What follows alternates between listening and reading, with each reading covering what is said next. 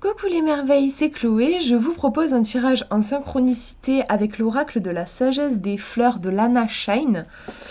Donc c'est un tirage à une carte, tout simple. Et en fait, comme je disais dans la vidéo de présentation, c'est un oracle qui est particulièrement adapté si on a envie de bosser sur un projet.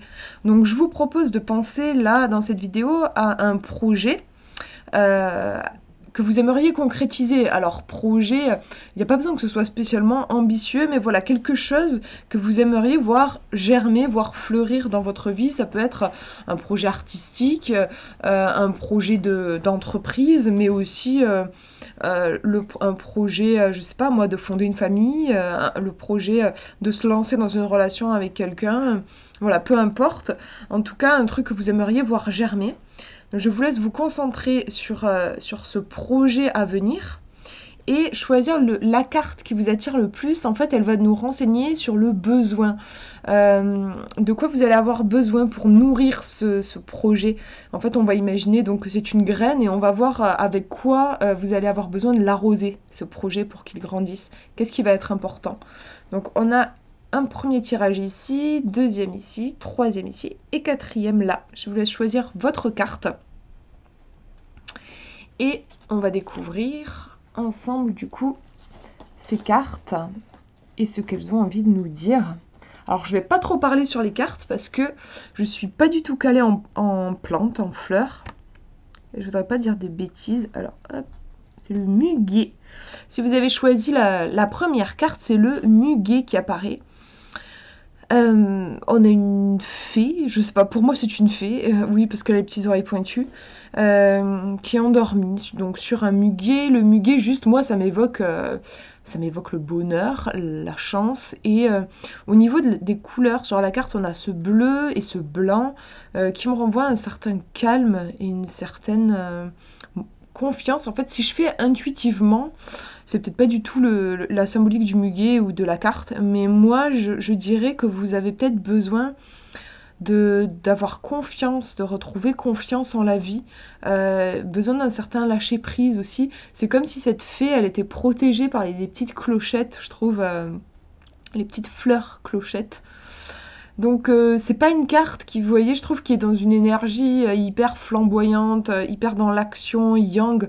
Non, ici on est plus dans je me repose, je fais confiance. Ça peut aussi faire penser à faites tout ce que vous pouvez, donner le meilleur de vous-même, mais une fois que vous l'avez fait, reposez-vous et détendez-vous. Et c'est surtout sur ça que la carte insiste, selon moi, au niveau intuitif.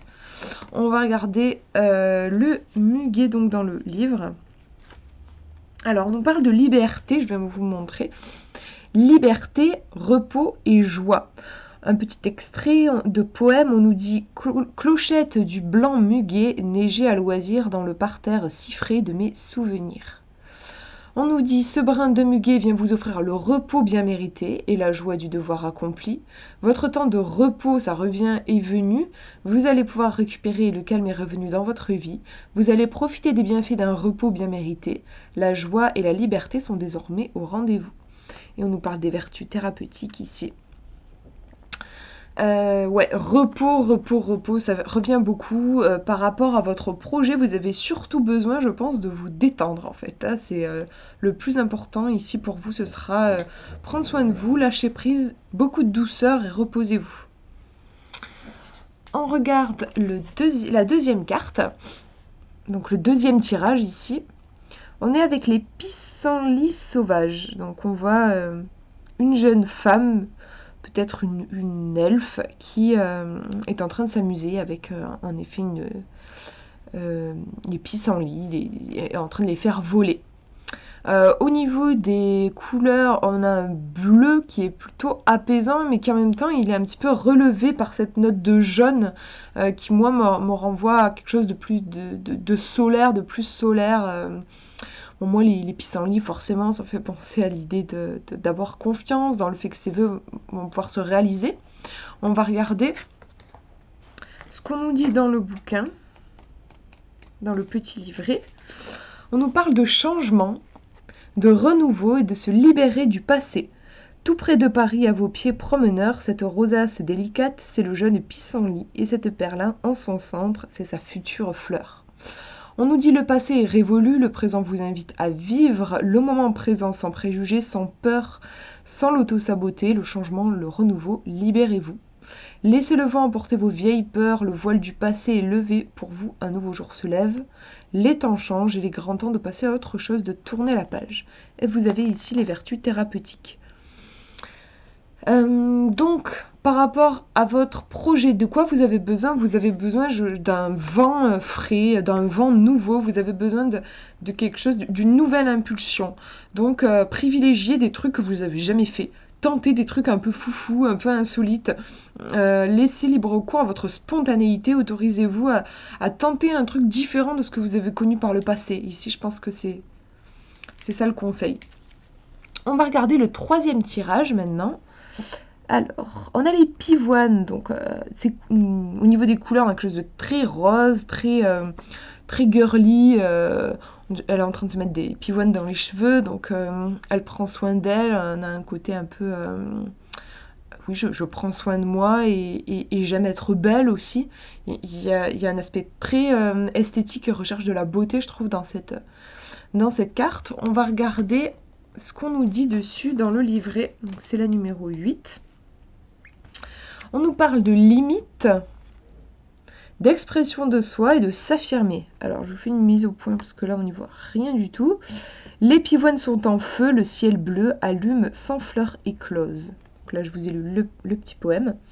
On nous dit, tout comme la pivoine, il vous est demandé ici de vous ouvrir aux autres. Ouvrez votre cœur, parlez de votre ressenti, vos sentiments, vos sensations doivent être le baromètre de votre bien-être. Il est temps de vous dire haut et fort, de dire de dire haut et fort votre point de vue et de poser vos limites.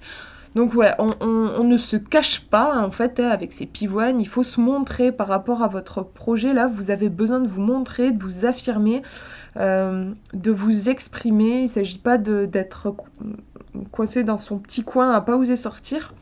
C'est vrai que voilà, je disais, elle se met en valeur en fait. On va se mettre en valeur, on va se montrer. Et par exemple, si c'est un projet artistique, si vous avez envie de faire monter un projet, va pas falloir être timide sur la communication, va falloir oser en parler, oser se montrer quoi aussi. Et se valoriser, avoir confiance en soi, je trouve. Une petite question de confiance et d'estime de soi dans cette carte, je trouve. Voilà pour ce tirage et je vous montre le dernier, la dernière carte. Ah, ma carte préférée, je l'adore celle-ci, le nénuphar. Donc on voit trois, pour moi c'est des naïades ou des sirènes et qui sont, elles ont chacune leur couleur de cheveux et puis on voit les fleurs sur un nénuphar qui rappellent les cheveux pour moi c'est des naïades, ouais. Donc des esprits de l'eau, je trouve qu'on a une certaine sensibilité en fait à l'eau, tout de suite moi ça me renvoie à ça.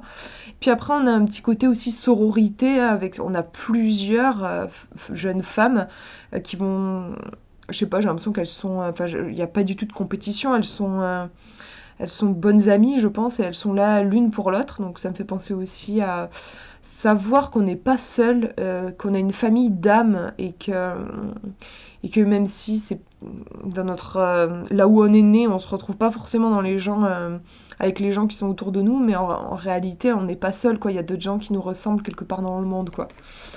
On n'est pas tout seul. Alors c'est la 40. Et pour vous, pour votre projet, vous allez avoir besoin de sérénité, de protection et de tendresse. On nous dit l'étang dont le soleil chauffe la somnolence et fleurit ce matin de beaux nénuphars blancs. Donc là, c'est l'extrait du poème. On nous dit cette fleur si particulière est posée sur l'eau, elle a besoin d'un environnement particulier pour pouvoir s'épanouir. Et ça, c'est important par rapport à votre question. Attention à votre environnement et veillez à ce que cet environnement soit réconfortant et propice pour l'éclosion de votre projet.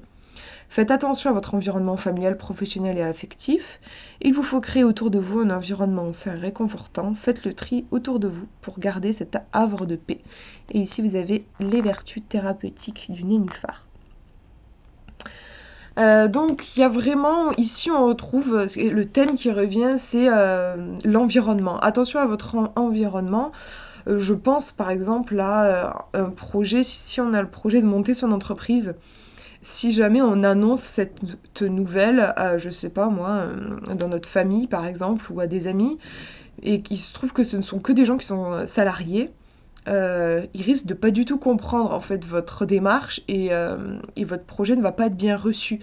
D'où l'importance de l'environnement, par exemple. Enfin, moi, je sais que quand je me lance dans un projet, j'aime m'entourer de gens qui vont comprendre ce projet, qui vont pouvoir le soutenir et qui ont aussi fait le même genre de projet en fait, hein. Si j'écris un livre, je vais me rapprocher de gens qui sont écrivains. Si je crée un oracle, je vais me rapprocher de gens qui créent des oracles. Donc c'est important ici, l'environnement va être important. Moi je trouve qu'il y a une certaine sensibilité dans cette carte. Bon déjà au niveau de l'illustration, hein, je vous le disais, moi je la ressens beaucoup. Mais aussi, je trouve que c'est une grande preuve de sensibilité, d'être sensible à son environnement. Quelqu'un de très sensible dans un environnement qui ne le comprend pas et qui va le juger, le rabaisser, bah, cette personne-là ne va pas pouvoir s'épanouir. Ça va être très dur. Alors en vrai, je pense que c'est dur pour tout le monde, mais pour quelqu'un de particulièrement sensible, ça va être impossible en fait. On va se sentir tué dans l'œuf, quoi. Il y a quelque chose qui va être très difficile à mettre au monde. Donc là, on vous demande de choisir votre environnement et de faire en sorte qu'il soit réconfortant et sécurisant pour vous, pour que vous puissiez mettre au monde votre projet. Voilà pour ces tirages, j'espère que ça vous aura parlé. Je vous fais de gros bisous, prenez bien soin de vous.